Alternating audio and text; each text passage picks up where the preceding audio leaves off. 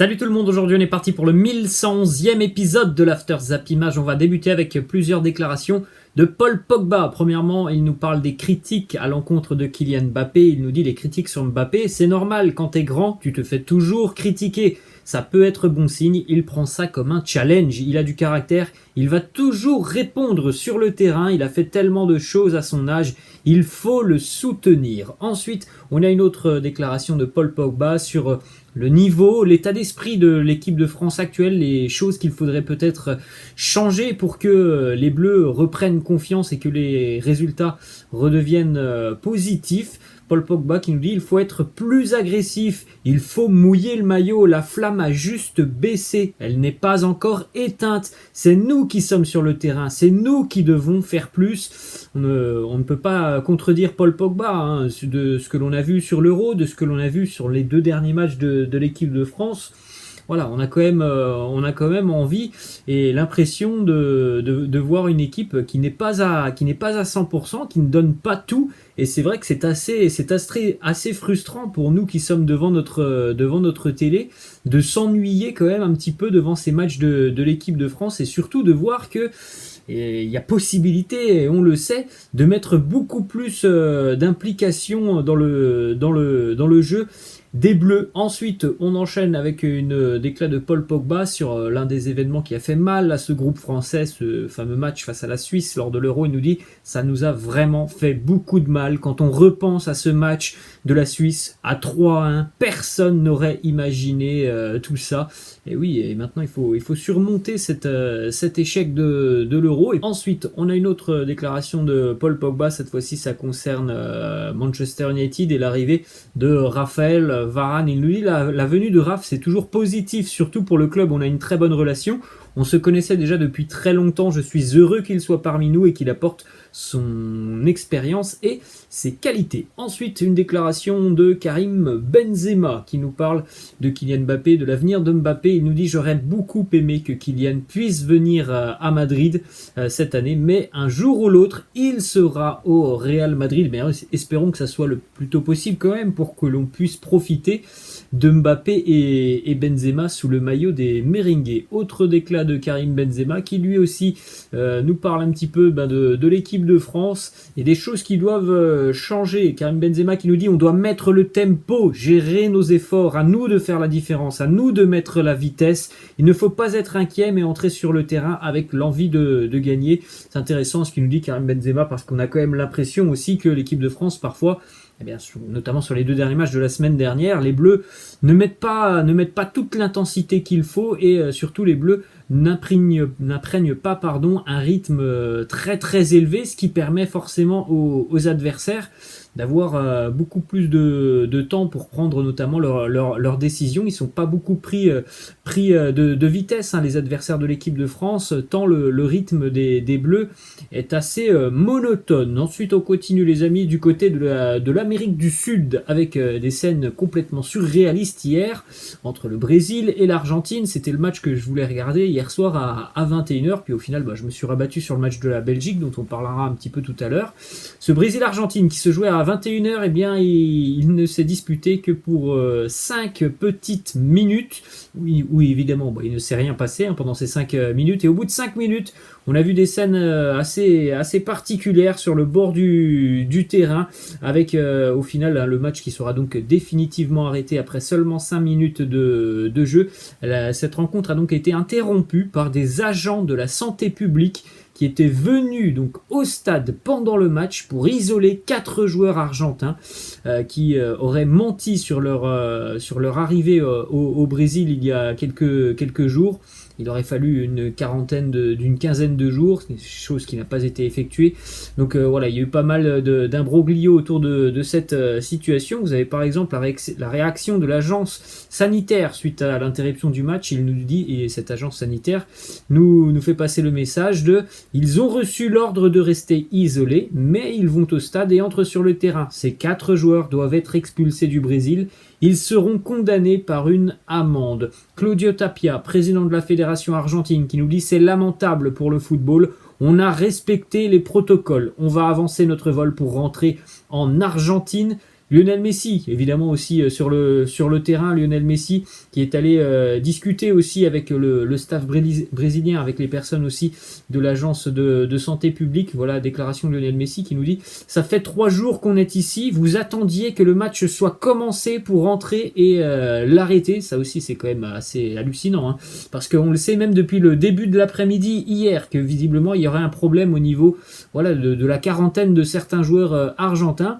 Et donc, on a attendu que le match démarre pour au final venir chercher les joueurs qui n'auraient pas dû être présents. C'est quand même assez hallucinant, cette histoire entre le Brésil et l'Argentine.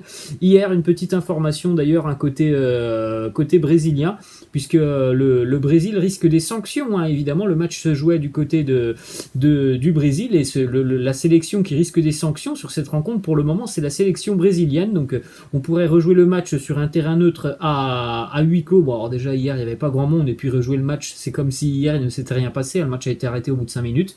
Le Brésil pourrait perdre des points, il pourrait aussi y avoir une défaite sur tapis vert, et pourquoi pas même, alors ça évidemment hein, c'est quasiment impossible, hein, mais le Brésil pourrait être aussi exclu de la Coupe du Monde 2022. On poursuit avec cette petite image de Neymar qui répond une nouvelle fois aux critiques sur son surpoids. Petite image postée sur son compte Instagram où on le voit torse nu avec les abdos, on va dire, apparents. Donc on voit plutôt un Neymar assez fit. Ensuite, on enchaîne les amis avec quelques informations et résultats par rapport au match des éliminatoires au Mondial 2022 de la veille, avec notamment la victoire de l'Allemagne 6 buts à 0 face à l'Arménie, la victoire de la Belgique 3 buts à 0 face à la République tchèque, match nul entre la Suisse et l'Italie 0 à 0. Victoire pour l'Espagne, 5 buts à 0 face à la Géorgie. L'Angleterre s'est imposée tranquillement face à Andorre, 4 buts à 0, avec notamment un doublé pour Jesse Lingard. Jesse Lingard et Harry Kane ont marqué. Bukayo Saka, en ce qui concerne Jesse Lingard, il a envoyé un petit message à Cristiano Ronaldo lorsqu'il a marqué hier, puisqu'il a réalisé la même célébration que CR7. Ils vont donc se retrouver hein, d'ici à quelques jours du côté de Manchester United sous le même maillot. Petite information d'ailleurs sur la vente des maillots de Cristiano du côté de Manchester United. Les supporters des Red Devils se sont précipités pour acheter le nouveau maillot de Cristiano Ronaldo. Là on parle des ventes internet. Plus de 400 000 maillots vendus en 12 heures, des chiffres complètement hallucinant pour Cristiano Ronaldo. Ensuite, on continue les amis avec le résultat de l'Allemagne. L'Allemagne qui n'a fait qu'une bouchée de la modeste sélection arménienne. 6 buts à 0 pour la Mannschaft de Hansi Flick. Doublé pour Gnabry, un but pour Reus, un but pour Werner, un but pour Jonas Hoffmann, un but pour Adeyemi. En ce qui concerne Serge Gnabry, il a des statistiques quand même très impressionnantes avec la Mannschaft, puisqu'il est devenu le premier joueur à inscrire 18 buts lors de ses 28 premiers matchs disputés avec la sélection allemande depuis Oliver Bierhoff. En ce qui concerne Marco Reus, il a marqué hier et c'était son premier but avec le maillot de la Mannschaft depuis à peu près 2 ans maintenant. C'était en novembre 2019, le dernier but de Marco Reus, avec l'Allemagne lui aussi hein, qui a parfois raté un bon nombre de rassemblements et de compétitions internationales pour cause de blessures. Quelques statistiques en ce qui concerne Antonio Rüdiger qui a réussi hier un 100% en première mi-temps en ce qui concerne ses passes tentées, 59 passes tentées, 59 passes réussies. On poursuit avec le match de l'Italie. La squadra azzurra tenue en échec du côté de la Suisse 0 à 0, ce qui permet donc à l'Italie d'établir un nouveau record d'invincibilité, record mondial pour la squadra azzurra qui a dépassé donc le Brésil et l'Espagne hier. 36 matchs consécutifs pour les hommes de Mancini sans la moindre défaite. Hier, l'Italie a raté un penalty d'ailleurs par Jorginho. Mais dans l'ensemble, la Suisse a quand même bien contenu cette sélection italienne. Donc sur les 36 derniers matchs pour la squadra azzurra, c'est 27 victoires, 9 matchs nuls. Et donc la belle récompense avec l'Euro 2020. C'est la meilleure série d'invincibilité de l'histoire pour une sélection A. Ensuite, résultat pour la Pologne, la sélection de Robert Lewandowski s'est imposée tranquillement hier du côté de Saint-Marin sur le score de 7 buts à 1 avec notamment un doublé pour Lewandowski, un triplé pour Buxa. Lewandowski est déjà très en forme hein, en ce début de saison. On peut regarder le détail du début de saison de Robert Lewandowski, véritable machine, hein, il a marqué contre tout le monde, hein, c'est pas compliqué, il y a des doublés, il y a un triplé, Robert Lewandowski est déjà très très en forme, il en est déjà à 10 en ce début d'année, déjà 10 buts marqués pour la machine à marquer polonaise. Ensuite, on continue avec la victoire du Pays de Galles. Les Gallois se sont imposés 3-2 hier du côté du Bélarus grâce à un triplé de Gareth Bale. Gareth Bale qui a marqué notamment le troisième but à la 93e minute. C'est une très bonne opération hein, dans ce groupe pour le Pays de Galles. Une petite information d'ailleurs qui concerne Gareth Bale du côté du Real Madrid, puisque le Real Madrid serait prêt à prolonger le contrat de Gareth Bale dans un an, mais il y a des conditions évidemment à tout ça. Il faudra qu'il baisse son salaire et il faudra aussi que cette saison soit remplie de réussite pour Gareth Bale. En tout cas, on voit un joueur qui a l'air beaucoup plus motivé hein, cette année avec Carlo Ancelotti. Les choses ont visiblement changé pour Gareth Bale, donc le Real envisage déjà une prolongation pour Bale. Après, voilà, faudra une baisse de salaire et faudra aussi que cette année, ça se passe bien pour Gareth Bale, alors qu'on rappelle hein, que ça fait déjà de nombreuses années que les Merengues essaye de se séparer de Gareth Bale. Ensuite, on continue les amis avec la victoire des Diables Rouges belges. La Belgique n'a fait qu'une bouchée de la République tchèque, 3-0. Romelu Lukaku, Eden Hazard, Saelmakers ont marqué une très très belle victoire hein, pour la sélection belge. À défaut de regarder le match entre le Brésil et l'Argentine, moi j'ai regardé ce match entre la Belgique et la République tchèque. J'ai été encore une fois très très séduit hein, par le jeu de cette sélection belge. Ça va tellement vite vers l'avant, il y a tellement de qualité dans cette sélection. Encore un énorme match pour Romelu Lukaku, un énorme match aussi des milieux de terrain, très très bon match pour Eden Hazard. Saluer aussi la prestation de la République tchèque qui prend 3-0 mais qui a eu quand même aussi pas mal de bonnes situations dans la lignée de ce qu'ils ont fait pendant l'Euro. C'était un match vraiment très agréable entre la Belgique et la République tchèque. Hier c'était la 100e sélection pour le Big Rom et il a célébré ça avec son 67e but sans sélection d'ailleurs. Hein. Petite stat assez impressionnante. Romelu Lukaku sur ses 50 derniers matchs avec la Belgique, c'est 50 buts inscrits à ce rythme-là. Il va certainement faire tomber le record de Cristiano Ronaldo dans quelques années.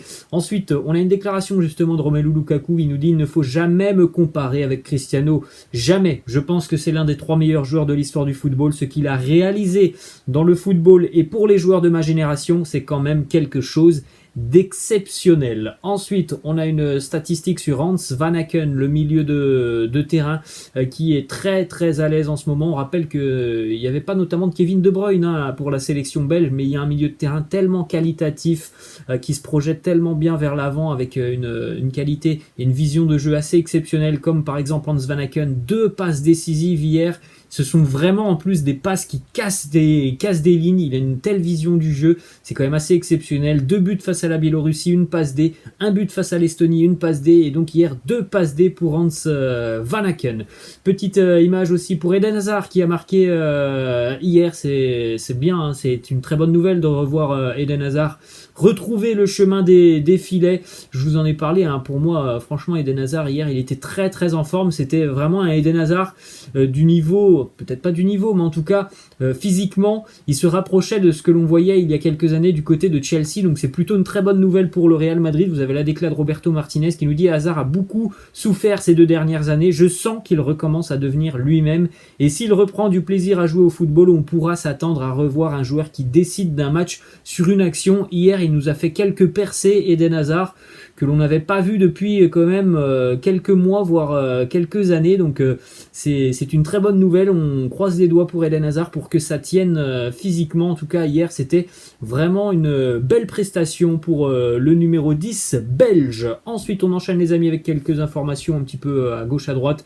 Du côté de la sélection sénégalaise, on veut dérouler le tapis rouge pour Boubacar Kamara, le milieu de terrain de l'Olympique de Marseille, qui n'a toujours pas fait son choix pour le moment. En tout cas, est-ce que ça sera l'équipe de France ou est-ce que ça sera la sélection sénégalaise? Ensuite, on a une petite information qui concerne Steven Zonzi qui pourrait s'engager du côté de Al Rayyan au Qatar. C'est le club de Laurent Blanc. Personne visiblement n'est intéressé par Steven Zonzi en Europe. La Roma ne compte pas beaucoup sur lui cette saison, donc on pourrait voir Steven Zonzi s'engager du côté du Qatar. Petite information financière en ce qui concerne le dossier Antoine Griezmann et son départ du Barça pour l'Atlético Madrid selon le quotidien Sport. En signant au Barça en 2019, Antoine Griezmann s'était garanti un salaire brut de 95 millions d'euros sur 5 ans. Grâce à son retour du côté de l'Atlético, le Barça va économiser 60 millions d'euros. Petite information aussi sur le salaire de Griezmann du côté de l'Atlético. Il touchera 10 millions d'euros au lieu des 19 qui étaient prévus du côté de Barcelone. Donc il a consenti aussi un gros effort financier pour retourner du côté de l'Atlético. Ensuite, toujours du côté de l'Espagne, c'est officiel, on en avait parlé il y a un petit peu moins d'une semaine. Radamel Falcao avait quitté Galatasaray le dernier jour du mercato, il était libre de tout contrat, il s'est engagé et donc fait son grand retour en Liga après ses belles années du côté de l'Atlético Madrid. Radamel Falcao va faire son retour à Madrid, mais dans la banlieue madrilène, il s'est engagé avec le Rayo Vallecano. Ensuite, on a une petite information aussi qui concerne Javier Pastore qui vient de s'engager hier. Du côté de l'Espagne, Javier Pastore s'est engagé avec le club d'Elche, qui a notamment engagé il y a quelques jours maintenant Dario Benedetto. Ensuite, petite information du côté de l'Italie en ce qui concerne Franck Ribéry, la fin du dossier Franck Ribéry qui n'a pas pu prolonger du côté de la Fiorentina. Il devrait s'engager dans le courant de la journée avec le promu de Salerne, la Salernitana, qui va donc engager Franck Ribéry. Ensuite, les amis, on va terminer cet épisode avec une petite information qui concerne le fils de Cristiano Ronaldo, CR7 Junior, qui a intégré l'équipe des jeunes de Manchester United et il va retrouver notamment le fils de Wayne Rooney, Kai Rooney, qui évolue déjà du côté des jeunes de Manchester United. Peut-être qu'on retrouvera d'ailleurs ces deux jeunes joueurs dans quelques années sur les terrains professionnels. Voilà les amis, la fin de cet After Zap Image, j'espère que ça vous a plu. N'hésitez pas comme d'habitude à lâcher un petit pouce bleu. Je vous laisse et je vous dis à la prochaine. Ciao.